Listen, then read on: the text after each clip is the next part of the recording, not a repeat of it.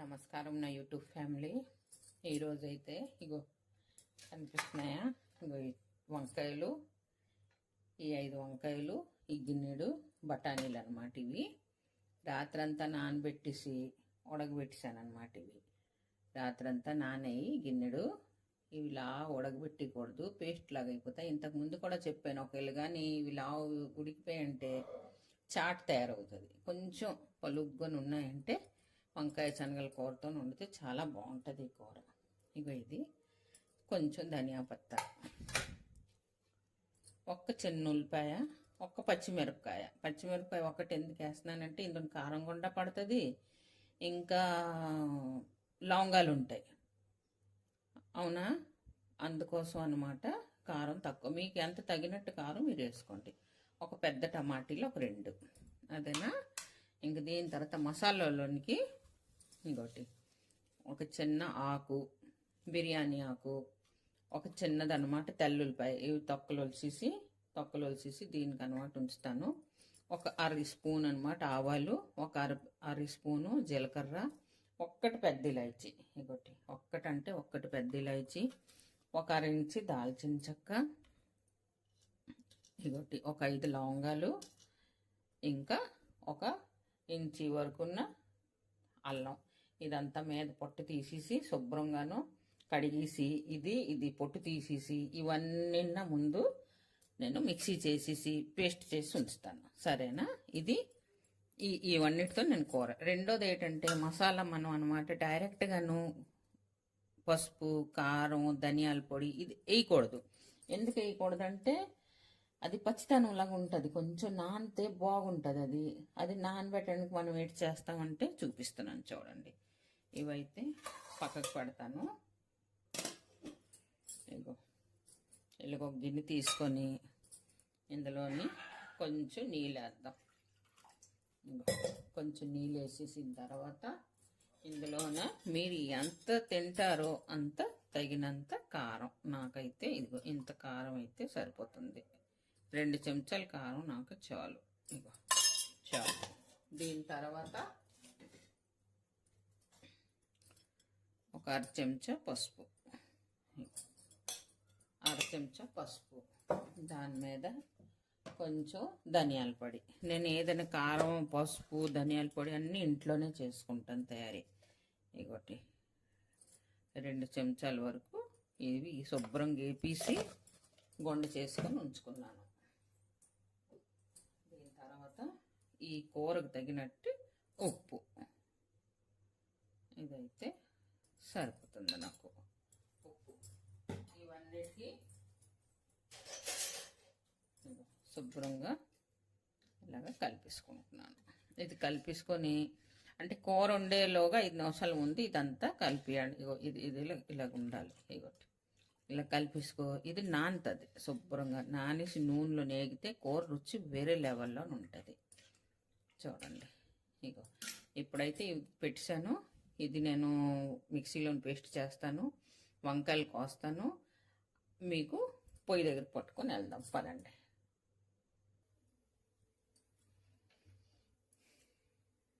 ఇందులోని కడాయి పెట్టాను. ఈ కడాయిలోని ఒక 3 చెంచాల వరకు నూనె. ఈ నూనెది వేడెక్కనిద్దాం.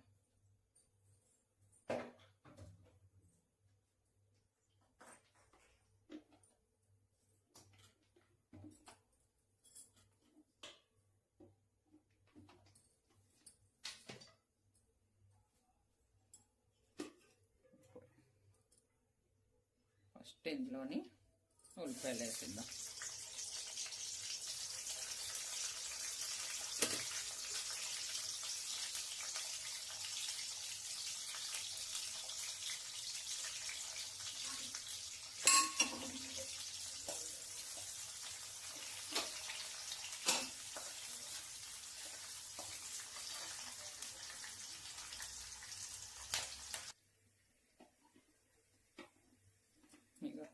ఉల్లిపాయలు ఇలాగా గులాబీ వేగిన తర్వాత మనం కలిపి ఉంచుకున్న కారం, ధనియాలు, పసుపు ఇది వేసిద్దాం. ఇప్పుడు ఇది చక్కగా ఉడుకు ఇది అయిన తర్వాత ఇందులోనే ఇప్పుడు మనం పేస్ట్ చేసుకొని ఉంచుకున్నాం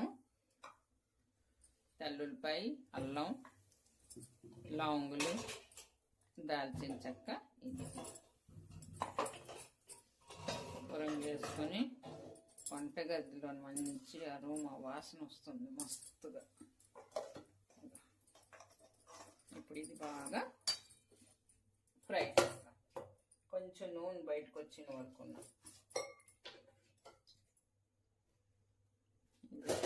ఏది వదలకుండా కొంచెం తగలకుండాను సఫా చేసి వేస్తాను ఇందులోనే. ఇప్పుడు అవుతుంది చూస్తున్నారా, నూనె అయితే బయటికి తేలింది. ఈ టైంలో ఇప్పుడు మనం కట్ చేసుకొని వంకాయ ముక్కలు వెలిగేసింది. ఇప్పుడు టమాటీలు వేయొద్దు, టమాటీలు వేస్తే వంకాయలు బిగిసిపోతాయి అన్నమాట. వంకాయలు బిగిసిపోయి ఉడకవేయి. అందులో టమాటీలు వంకాయలు సగం ఉడికిన తర్వాత అప్పుడు మనం వేస్తాం. ఈ స్టేజ్లోని మనం ఇప్పుడు మసాలాలో అన్నమాట మనం ఉప్పు వేస్తాం కాబట్టి ఈ వంకాయలు దీంతో చాలా వేగం ఉడికిపోతాయి. చూడండి, ఒక్క 5 నిమిషాల వరకు ఈ వంకాయలు ఇందులోనే ఉన్నాయి.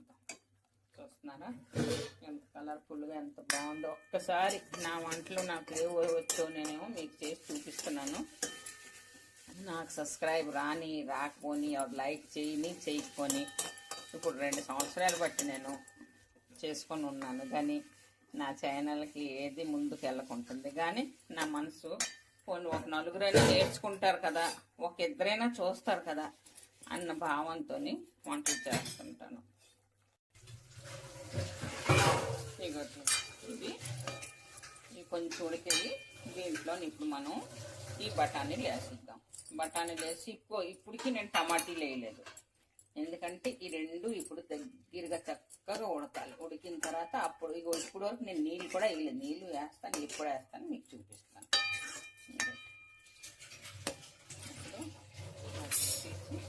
ఇది మూత పెడదాం.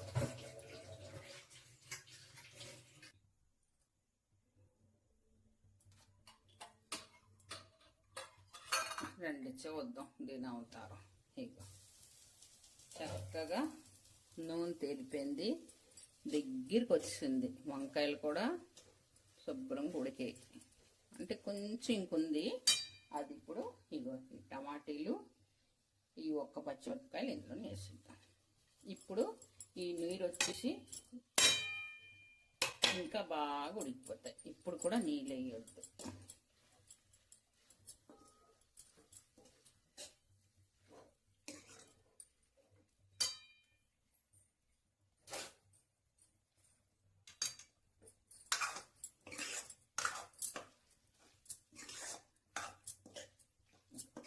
ఇప్పుడు వంకాయలు ఉడికిపోయి కాబట్టి ఇప్పుడు మనం ఇందులో టమాటీలు వేసినా ఏం పర్వాలేదు. ముందుగానే మీరు టమాటీలు వేసారంటే కూర ఎక్కువసేపు ఉడుకుతుంది.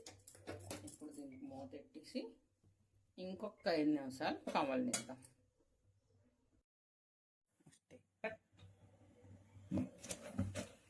ఈ పుల్కాలే ఇంకోటి ఈ పుల్కాలు చేసిస్తే చక్కగాను తింటారనమాట మా ఇంట్లో.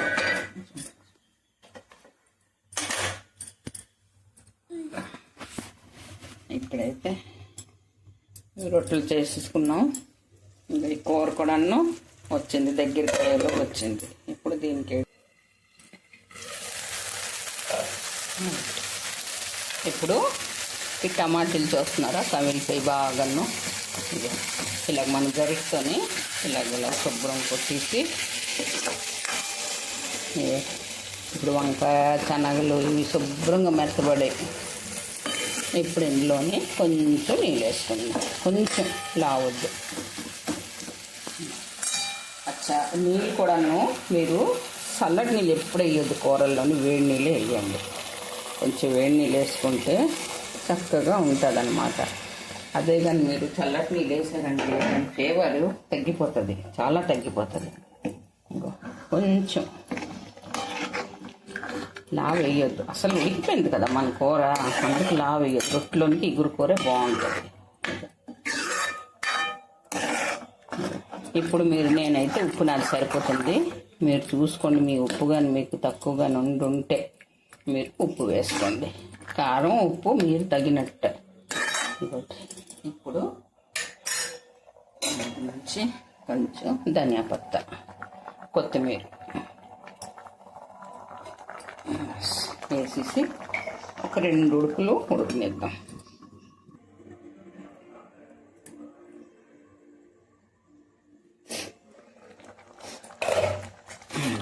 మన కూర అయితే రెడీగా అయిపోయింది. చూస్తున్నారా ఫ్రెండ్స్, ఎంత ఈజీగా ఎంత వేగంగా తయారైంది మన కూర. మీరు కూడా తప్పకుండా ఇలాగ చెయ్యండి. ఇవన్నీ పాతకాలం వంటలు అన్నమాట, ఇప్పుడు కొత్త వంటలు ఏం కావు. నాకైతే పాతకాలం వంటలు వచ్చి కనీసం 2 మనుషులు చూసినా సరే ఇది ఫాలో అవుతారు ముందు కనేసి నా ఆశ, ఇంకేం కాదు.